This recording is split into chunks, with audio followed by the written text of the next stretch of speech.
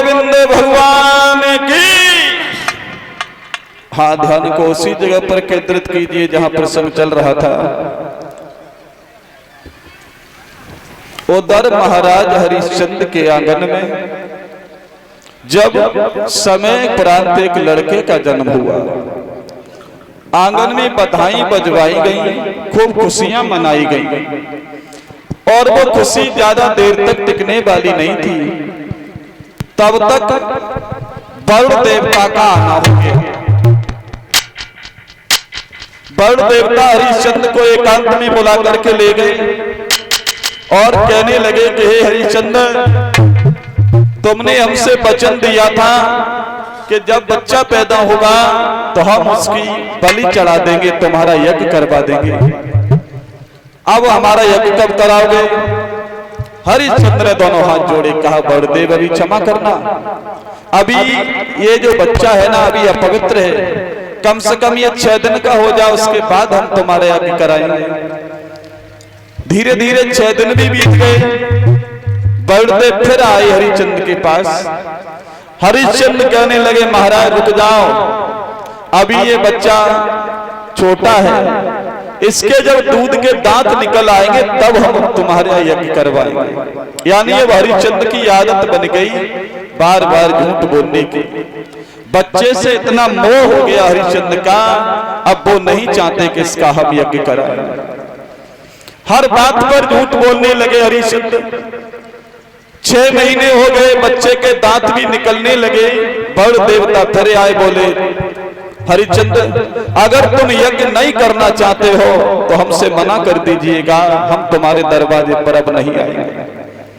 हरिश्चंद्र मना भी करते नहीं हैं और बातों ही बातों में वरुण देवता को टहलाने लगे। बहुत झूठ बोलने लगे हरिश्चंद्र, बात बात पर झूठ बोलने की आदत सी बन गई हरिश्चंद्र की। उधर धीरे धीरे बच्चा बड़ा होने लगा, समझदार होने लगा।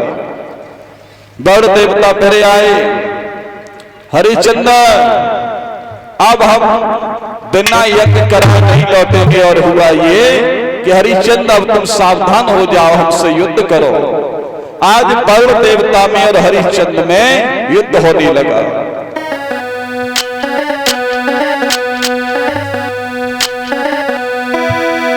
अरे वरुण देव और हरिश्चंद्र में कद की भई थी लड़ाई।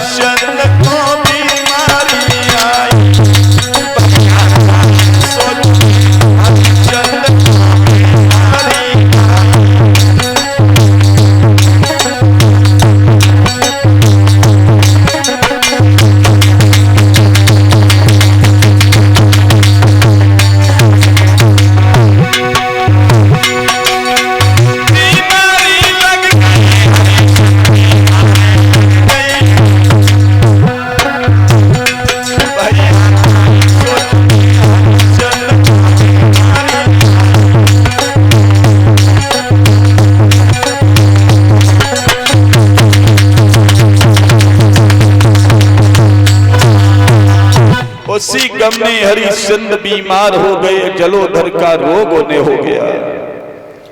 उधर रोहितास को घर से भगा दिया था रानी तारा ने कि बेटा तुम यहां से भाग जाओ, नहीं तुम्हारे पिता तुम्हें यज्ञ में चढ़ा देंगे। उधर रोहितास वन में भाग गया। हरिश्चंद्र को रोग हो गया। 6 सालें हो गई रोहितास को वन में रहते हुए। रोहितास को जब यह खबर लगी है कि पिताजी की हालत बहुत गंभीर है, अब मुझे घर की ओर चलना चाहिए।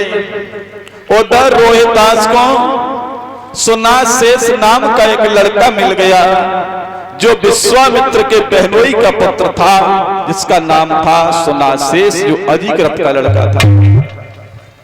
अजिक्रत में 3 लड़का थे। सबसे बड़ा वाला लड़का अजिक्रत को प्यारा था, सबसे छोटा वाला लड़का उनकी रानी को प्यारा था। और ये सुनासेस नाम का जो लड़का था, जो न मां को प्यारा था न पिता को प्यारा था। और अक्सर आज भी देखा होगा, माता पिता को सबसे छोटा और सबसे बड़ा बेटा ज्यादा प्यारा होता है। सबसे बड़ा और सबसे छोटा यही ज्यादा प्यारे होते हैं। और बीच वाले तो वैसे लाने में लगे कि हम उनके ही हैं। उधर सुनासेस ने कहा कि भैया रोहितास, आप हमें जहां लेना चाहो वो लगो, न तो हम मां को प्यारे हैं न पिता को प्यारे हैं। अगर हमारा तुम यज्ञ में हमें चढ़ा दोगे तो भी हमारा उद्धार हो जाएगा, क्योंकि शरीर किसी काम का नहीं है। यज्ञ में चढ़ जाएगा तो भी हमारा कल्याण हो जाएगा। आज 100 गायों का लालच दे करके रोहितास ने उस लड़के को ले लिया और उस बच्चे को लेकर के इस समय घर आए हैं। उधर वरुण देवता भी आ गए और विश्वामित्र भी आ गए। नाम का है इधर श्रीमान हमारे यज्ञपति महाराज रामहरि यादव जी की सरहद हमें भगवान की कथा में माल्यार्पण के द्वारा सम्मानित कर रही हैं, जो ग्राम दत्तावली से आई हैं। भगवान इन्हें दीर्घायु प्रदान करे, समाज में सम्मान बना रहे, परिवार में खुशियां बनी रहे, ऐसी आशा अभिलाषा इन भक्तों के साथ में है। साथ में यज्ञपति महाराज और परिचित महाराज को भी माल्यार्पण के द्वारा सम्मानित कर रही है। बोलिए गोविंद भगवान की। उधर विश्वामित्र भी आ गए। विश्वामित्र ने सुनासेस को बचा लिया, वरुण का यज्ञ ऐसे ही करवा दिया, रोहितास को भी बचा लिया और उसे कुछ वेद मंत्र दिए हैं। सुनासेस को कहा कि बेटा जब यज्ञ हो तो तुम्हें जरा भी कोई कष्ट नहीं होगा। आज विश्वामित्र ने ऐसे यज्ञ करवा दिया, बड़ देवता वहां से चले गए, रोहितास बच गया। अब हरिश्चंद्र बन गए सत्यवादी राजा। पहले बहुत झूठ बोलते थे, अब तो हरिश्चंद्र यज्ञ करते हैं, दान करते हैं, हवन करते हैं, बहुत बड़े दानी हो गए हरिश्चंद्र। समाज में हरिश्चंद्र के नाम की चर्चाएं होने लगी। तीनों लोकों में हरिश्चंद्र का गुणगान होने लगा कि हरिश्चंद्र जैसा दानी राजा दुनिया में कोई है नहीं। हरिश्चंद्र का बड़ा नाम हो गया। सुबह लोग जगते हैं तो हरिश्चंद्र का नाम लेकर के ही जगते हैं, भोजन करते हैं तो हरिश्चंद्र का नाम लेते हैं, यानी बहुत बड़ा नाम हो गया। और जब आदमी का नाम बड़ा हो जाता है तो दुनिया वाले उसके पीछे पड़ जाते हैं। जिसका बड़ा नाम है बस वही तो बदनाम है, पर मेरे अंगने में तुम्हारा क्या काम है। अब हरिश्चंद्र का जब नाम हुआ तो लोग उसके पीछे पड़ गए। एक बार वैकुंठ लोक में सभा लगी हुई है, वहां बड़े बड़े ज्ञानी लोग बैठे हुए हैं, विश्वामित्र बैठे हैं, वशिष्ठ भी बैठे हैं, संत महात्मा भी बैठे हैं। आपस में ये चर्चा होने लगी है। वशिष्ठ ने कहा कि हमारे चेला के मुकाबले दुनिया में कोई दानी नहीं है। विश्वामित्र बोले कौन है तुम्हारा चेला? वशिष्ठ बोले हरिश्चंद्र, बहुत बड़ा दानी है। विश्वामित्र बोले हरिश्चंद्र की बातें कर रहे हो? नंबर 1 का बेईमान, बात बात पर झूठ बोलने वाला, उसे तुम दानी बता रहे हो, जिसने वरुण देवता का यज्ञ नहीं करवा पाया और तुम ये कह रहे हो कि बहुत बड़ा दानी है। मैं तो नहीं मानता।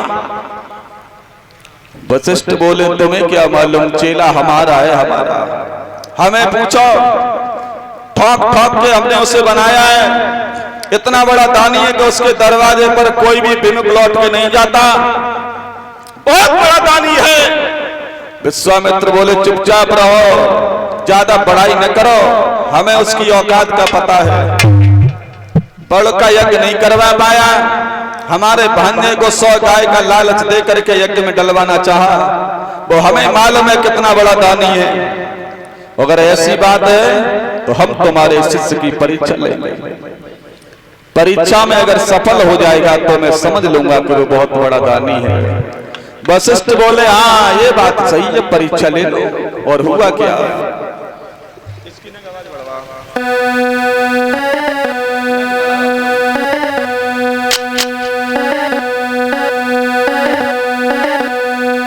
कि सती होता है और प्रति होता है, पर सीमा सबकी होती है।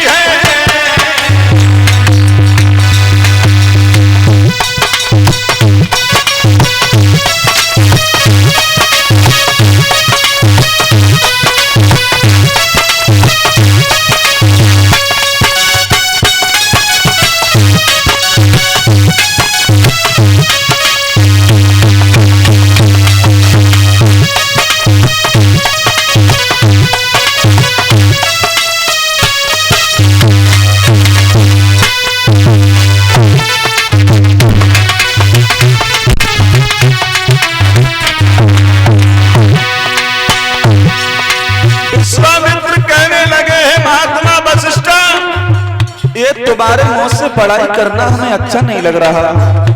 सावन भादों के महीनों में तो नदियां अपने आप उफान पर आ जाती हैं। अगर ऐसी बात है तो सुनो मेरी बात।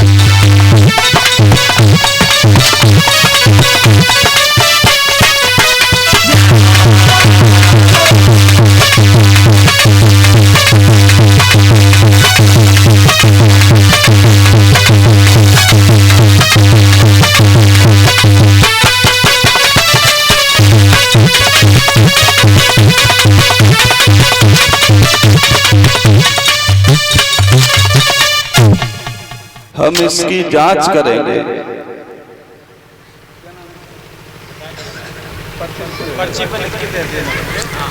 हम इसकी आजमाइश करेंगे कितना बड़ा दानी है तुम्हारा चेला। अगर मैं इसकी परीक्षा लूंगा, अगर परीक्षा में ये सफल हो गया तो मैं समझ लूंगा कि बहुत बड़ा दानी है तुम्हारा चेला हरिश्चंद्र। विश्वामित्र की बात सुन करके वशिष्ठ बोले कोई बात नहीं, जैसे मर्जी हो वैसे तुम उसकी परीक्षा ले लो, परीक्षा में फेल नहीं हो सकता हमारा चेला। आज विश्वामित्र चले हैं हरिश्चंद्र की परीक्षा लेने के लिए। हरिश्चंद्र का जो हरा भरा फूल बाग है, विश्वामित्र ने पहला रूप बनाया सूकर का।